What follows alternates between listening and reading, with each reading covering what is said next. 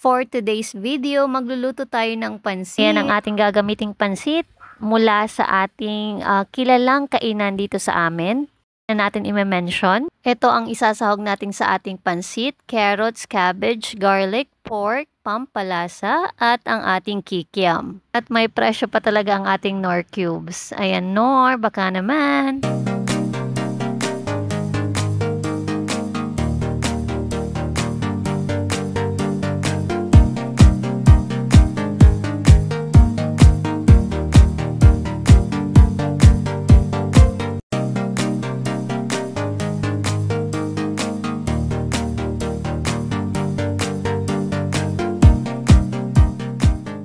Umpisa na nating magluto. Igisa ang mga sangkap, ang carrots, cabbage, pork, garlic, at ang kikiam. At lagyan ito ng pampalasa, naglagay ng soy sauce at paghalu-haluin.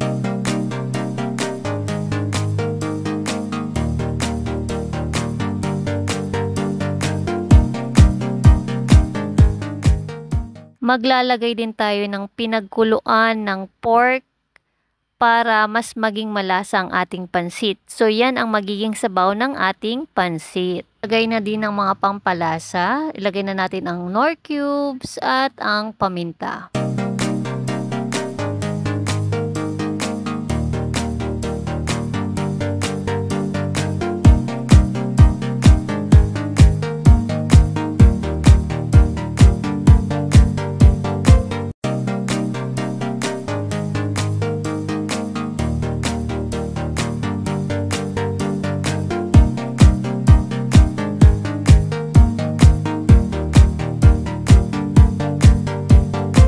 Paghalu-haluin at hintayin kumulo bago ilagay ang pansit.